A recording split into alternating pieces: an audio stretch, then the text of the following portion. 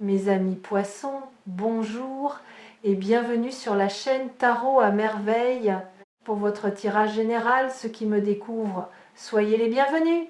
Je vais faire quelque chose que je n'ai jamais fait dans une lecture. Je vais changer de perspective.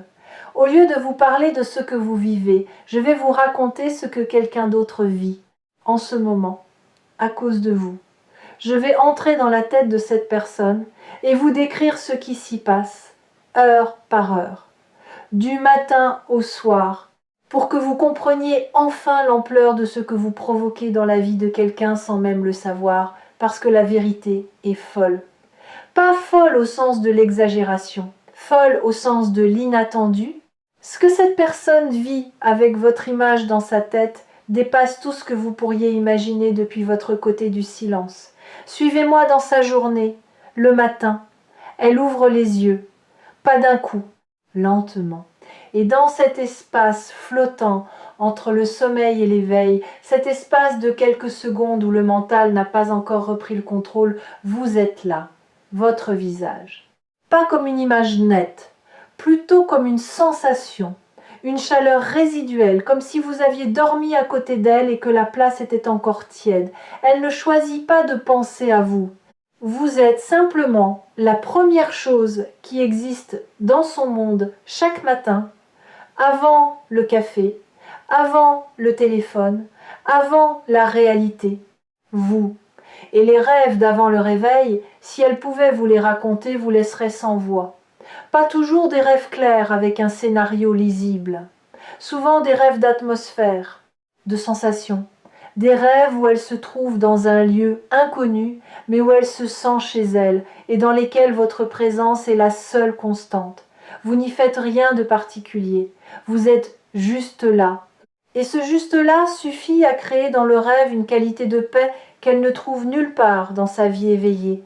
Ces rêves la hantent, pas comme des cauchemars, comme des promesses, des avant-goûts d'une réalité qui n'existe pas encore, mais que son inconscient construit nuit après nuit avec une obstination remarquable. Elle se lève, elle fait les gestes mécaniques du matin, la douche, le miroir, le petit déjeuner. Et pendant chacun de ces gestes, vous êtes en arrière-plan. Pas de manière envahissante, de manière constante, comme une musique de fond dont on n'a pas conscience mais qui colore l'atmosphère entière. Elle se brosse les dents et se demande ce que vous faites en ce moment. Elle verse son café et se rappelle comment vous tenez votre tasse. Elle regarde par la fenêtre et imagine ce que vous voyez depuis la vôtre. Ce n'est pas de l'obsession au sens clinique, c'est de la saturation. Vous avez saturé son espace intérieur, comme un parfum qui imprègne un vêtement longtemps après que la personne qui le portait a quitté la pièce. Elle ne peut pas aérer. Elle a essayé. Elle a ouvert les fenêtres de sa vie. Elle a rempli ses journées.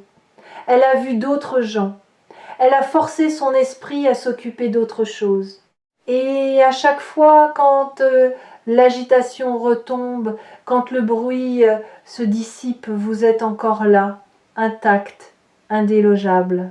Comme si vous aviez posé vos valises dans un recoin de sa conscience et refusé poliment de partir la matinée. Elle travaille, ou elle essaye. Son corps est présent, mais son esprit voyage. Il fait des allers-retours entre la tâche devant elle et le souvenir de vous, et ces allers-retours ne sont pas aléatoires, ils sont déclenchés par des choses précises.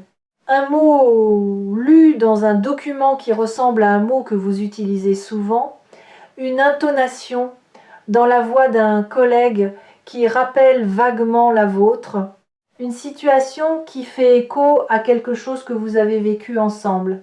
Ces déclencheurs sont partout, et chacun d'entre eux ouvre une porte dans sa mémoire par laquelle votre présence s'engouffre. Elle sait que ce n'est pas productif, elle sait qu'elle devrait se concentrer, et cette conscience de son propre manque de concentration crée une frustration qui ironiquement la ramène encore à vous, parce que la frustration pose la question pourquoi ? Pourquoi cette personne occupe-t-elle autant d'espace ? Pourquoi cette présence ne s'estompe-t-elle pas avec le temps comme les autres ?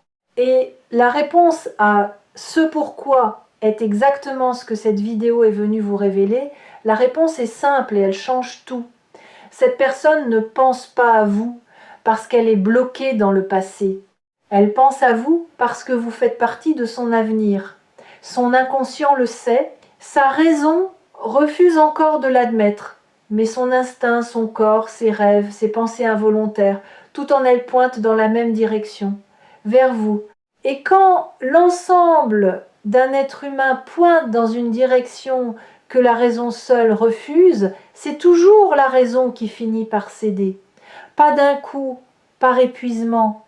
L'épuisement de résister à ce qui est évident pour tout sauf pour le mental. Cette personne est en train de s'épuiser de vous résister et l'épuisement est le dernier stade avant la reddition. La reddition ne signifie pas la défaite. Elle signifie l'acceptation de ce qui est, de ce qui a toujours été, de ce que chaque fibre de son être lui crie depuis le début et qu'elle a recouvert de raisonnement, de justification et de silence stratégique. Avant de vous donner la suite, continuons la journée. Le milieu de journée. Il y a un moment, aux alentours du déjeuner, où quelque chose de particulier se produit. Elle prend son téléphone. Elle ouvre la conversation avec vous. Pas pour écrire, pour relire. Elle relit vos anciens messages.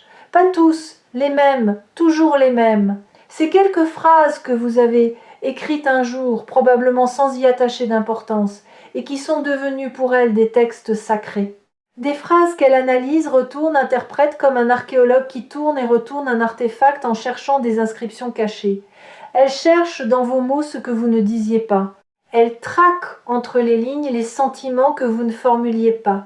Et parfois, elle croit trouver un indice, une nuance, un mot choisi plutôt qu'un autre qui pourrait signifier que vous ressentiez la même chose qu'elle.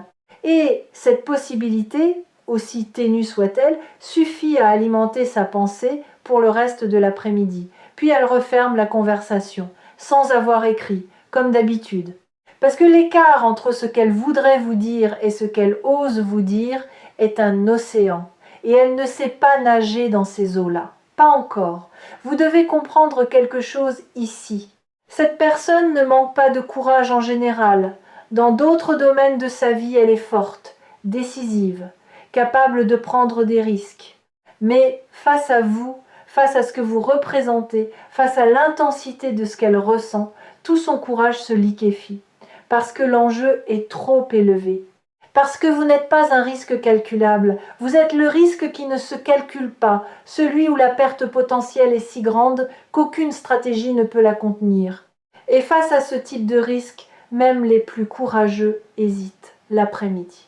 Quelque chose se passe dans l'après-midi qui la prend au dépourvu, une pensée nouvelle, pas le souvenir habituel de vous, quelque chose de différent. Une projection, elle vous imagine dans le futur, pas un futur lointain et abstrait, un futur proche et concret. Elle se voit dans une scène quotidienne avec vous, pas une scène spectaculaire, une scène ordinaire, faire les courses, rire devant un film, se disputer pour une broutille et se réconcilier avant la fin de la soirée, conduire en silence avec juste la radio et la certitude de la présence de l'autre. Ces projections ordinaires sont les plus révélatrices. Quand on imagine quelqu'un dans le spectaculaire, dans le voyage de rêve ou le dîner romantique, c'est le fantasme qui parle. Mais quand on imagine quelqu'un dans le banal, dans le quotidien sans éclat, dans la répétition des jours sans rien de spécial, c'est le cœur profond qui s'exprime. Le cœur qui ne veut pas une aventure, qui veut un foyer. Et cette personne vous voit dans son foyer, pas comme un invité, comme un résident, comme quelqu'un qui a sa tasse dans le placard, sa place sur le canapé, son empreinte dans la routine. Cette projection l'effraie autant qu'elle la réchauffe. Parce qu'imaginer quelqu'un dans son quotidien, c'est admettre une dépendance. Et admettre une dépendance quand on ne sait pas si l'autre ressent la même chose, c'est se mettre en danger. Un danger que le mental refuse catégoriquement. Mais le cœur n'obéit pas au mental. Il n'a jamais obéi au mental. Et les projections continuent, de plus en plus précises, de plus en plus fréquentes. Elles ne sont plus occasionnelles. Elles deviennent le paysage par défaut de ces moments de repos. Dès que son esprit n'est pas activement occupé par autre chose, il revient à ce futur imaginé avec vous. Comme un fleuve qui retrouve son lit naturel dès qu'on cesse de le dévier. Et il y a une projection en particulier qui revient plus souvent que les autres. Une scène si simple qu'elle en est presque ridicule. Vous êtes ensemble. Il n'y a rien d'autre. Pas de lieu particulier, pas d'activité spécifique. Juste la présence mutuelle et le sentiment que rien d'autre n'est nécessaire. Que la présence elle-même est suffisante. Cette projection-là, c'est la quintessence de ce que cette personne désire. Pas l'excitation, pas le drame, la suffisance tranquille d'être ensemble.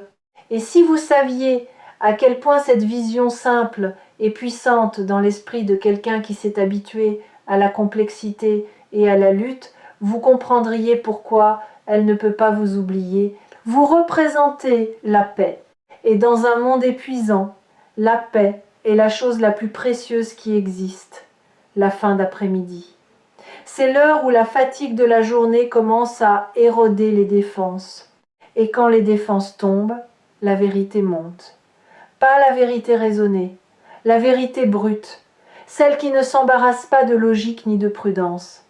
Et cette vérité brute dit ceci: tu lui manques.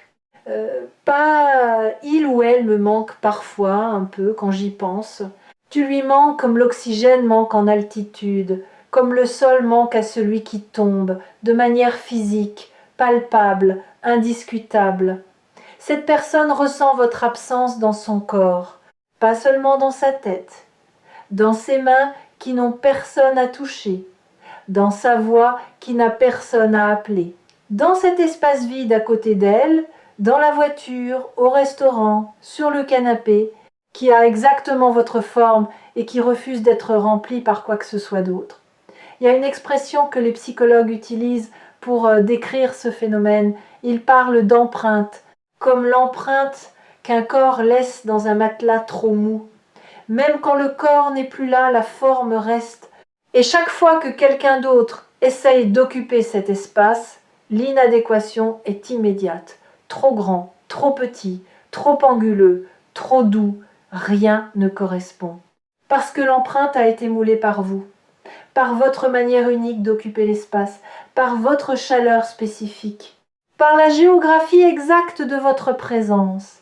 Et cette empreinte, avec le temps, ne s'aplanit pas, elle se creuse, parce que chaque jour d'absence ajoute du poids au souvenir. Chaque jour s'en vous rend le contour plus net, plus défini, plus impossible à ignorer. C'est le paradoxe cruel de l'absence. Ceux qui partent ne deviennent pas plus flous avec le temps. Ils deviennent plus nets, plus précis, plus irremplaçables. Et cette personne le découvre chaque jour un peu plus. Si vous ressentez une vibration en ce moment, si quelque chose tremble légèrement dans votre poitrine en entendant ces mots, c'est parce que ce qui est décrit ici vous concerne directement. Les messages de tarot à merveille ne trouvent jamais les mauvaises oreilles. Si votre cœur bat un peu plus vite, c'est qu'il reconnaît la vérité de ce qui est dit. Écoutez-le. Il sait des choses que votre tête refuse d'admettre le soir. Le soir est le moment le plus difficile pour cette personne. Parce que le soir, les distractions s'éteignent, le travail s'arrête, les obligations se taisent. Et dans le silence qui suit, votre présence devient assourdissante. Elle met de la musique, elle tombe sur une chanson qui lui rappelle un moment avec vous. Elle change de chanson. La suivante aussi lui parle de vous, mais différemment. Elle éteint la musique, le silence revient. Et dans le silence, votre voix. Pas votre voix réelle, votre voix dans sa mémoire. Les choses que vous avez dites, le ton que vous aviez, cette manière particulière de prononcer certains mots, cette intonation qui n'appartient qu'à vous. Et cette voix fantôme, au lieu de s'atténuer avec le temps, se précise, se clarifie, comme si l'absence polissait le souvenir au lieu de l'éroder. Elle prend son téléphone, encore. Cette fois, elle écrit quelque chose, quelques mots, puis elle les regarde, les relit, les modifie, les efface à moitié, les réécrit autrement, et finalement, elle ne les envoie pas. Pas ce soir, pas encore, mais les mots existent maintenant, ils ont été formulés, ils sont sortis de l'abstraction pour prendre une forme concrète, même éphémère. Et un mot formulé est un mot qui se rapproche de la parole. Chaque soir où elle écrit sans envoyer, la distance entre le texte et le bouton envoyé rétrécit. Elle enregistre parfois ce qu'elle écrit dans ses notes. Un journal involontaire, un recueil de lettres jamais envoyées dont vous êtes le destinataire unique. Si vous pouviez lire ce journal, si vous aviez accès à ces fragments, vous ne reconnaîtriez pas la personne qui les a écrits. Vous la trouveriez plus tendre que vous ne l'imaginiez, plus vulnérable, plus sincère. Les mots qu'elle choisit dans ses messages fantômes ne ressemblent pas à sa manière habituelle de parler. Ils viennent d'un endroit plus profond, un endroit qu'elle ne montre à personne, un endroit que vous êtes le seul à avoir effleuré et qui depuis ne s'est plus refermé. Il y a un mot qu'elle utilise dans ses messages fantômes, un mot qui revient à chaque tentative. Ce mot change parfois de position dans la phrase, parfois de contexte, mais il est toujours là.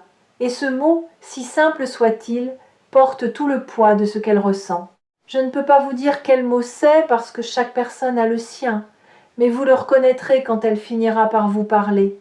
Vous l'entendrez dans sa bouche et quelque chose en vous saura que ce mot a été écrit 100 fois avant d'être prononcé, une seule, qu'il a été tourné dans tous les sens, testé dans toutes les phrases, et que la version qui sortira enfin de ses lèvres sera la plus pure, la plus distillée, la plus essentielle de toutes les versions, parce qu'elle aura été filtrée par des semaines de silence.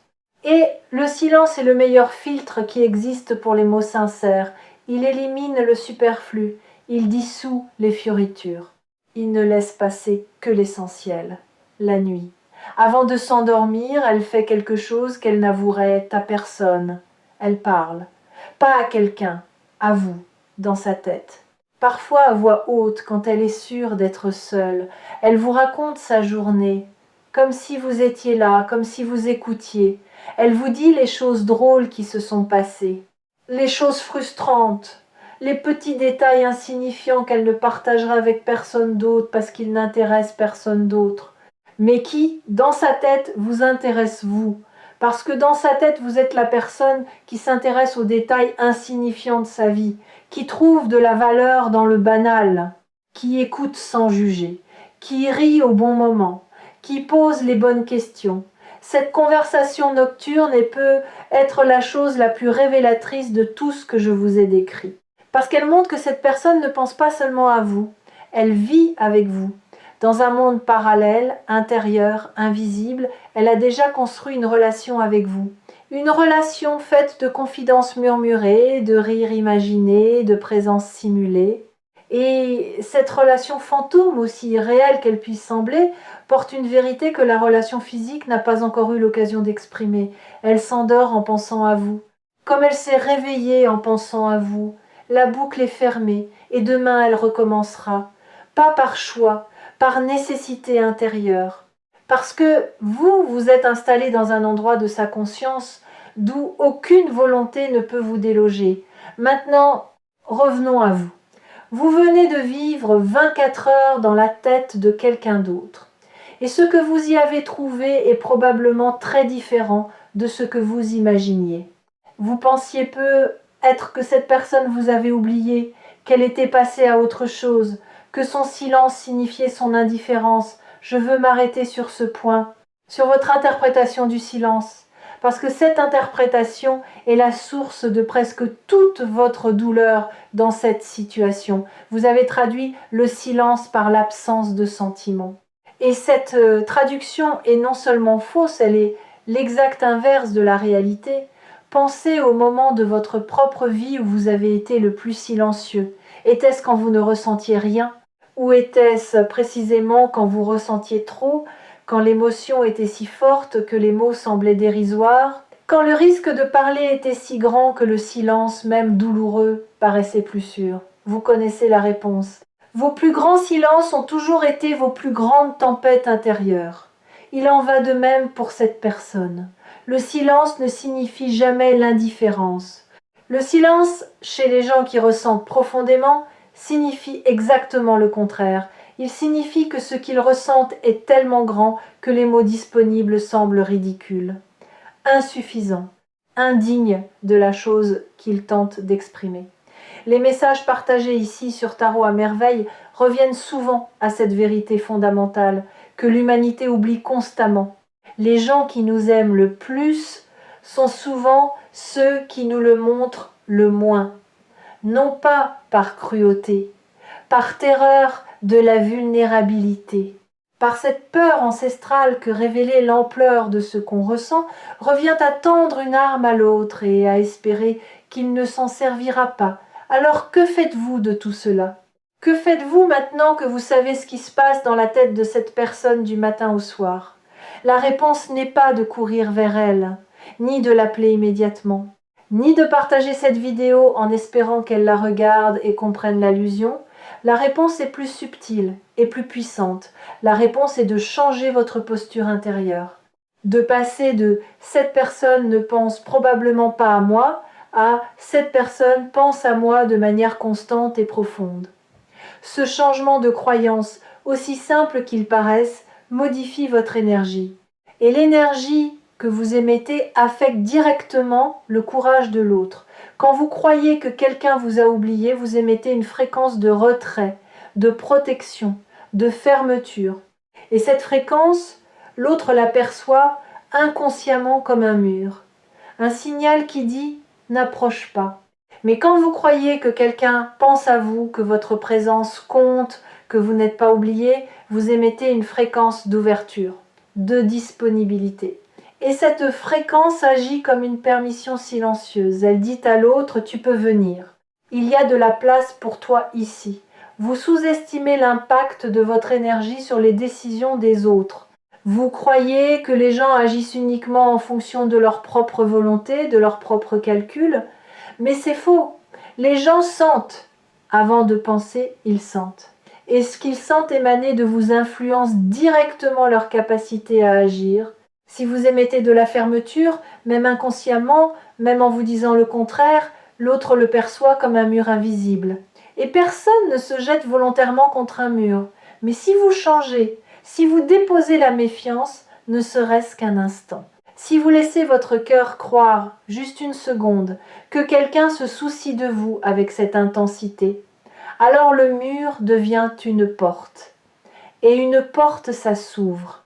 Des deux côtés, ce changement de fréquence, vous pouvez le poser maintenant, dans cette seconde, simplement en acceptant la vérité de ce que cette vidéo décrit, en cessant de douter, en autorisant la possibilité que quelqu'un, en ce moment même, pendant que vous écoutez ces mots, est en train de penser à vous avec une intensité qui le tient éveillé. L'appel va venir, le message va arriver, le silence va se briser, pas parce que vous avez forcé quoi que ce soit, parce que votre ouverture a donné à l'autre la permission de traverser l'océan qui le séparait de ses propres mots. Et quand cela arrivera, souvenez-vous de cette journée que nous avons traversée ensemble, du matin au soir, de la pensée au réveil à la conversation murmurée dans le noir, et comprenez que chaque seconde de cette journée était un acte d'amour, silencieux, maladroit, terrifié, mais absolument, indiscutablement, irrévocablement sincère. Gardez Tarot à merveille près de votre cœur pour les moments où le doute reviendra, pour les soirs où le silence de l'autre vous semblera insurmontable. Et rappelez-vous ceci, le silence n'est pas vide, il est plein de tout ce que l'autre n'ose pas encore vous dire. Et chaque jour qui passe rapproche ces mots de votre oreille. La vérité est folle, oui, folle de tendresse retenue, folle de courage qui s'accumule, folle de cette certitude silencieuse qu'un jour, bientôt, les mots trouveront enfin le chemin de la voix. Et ce jour approche, plus vite que vous ne le croyez, plus vite que cette personne elle-même ne le croit, parce que le barrage a atteint sa limite, les mots se sont accumulés, le courage a mûri dans le silence. Et la prochaine fois qu'elle prendra son téléphone, la prochaine fois que ses doigts hésiteront au-dessus de l'écran, quelque chose sera différent. Le bouton envoyé ne semblera plus aussi loin. L'océan entre le texte et la parole ne semblera plus aussi profond. Et elle appuiera, et tout commencera, pas recommencera, commencera. Parce que ce qui vient n'est pas une répétition de l'ancien, c'est une création entièrement nouvelle, nourrie par tout ce que le silence a enseigné à chacun de vous.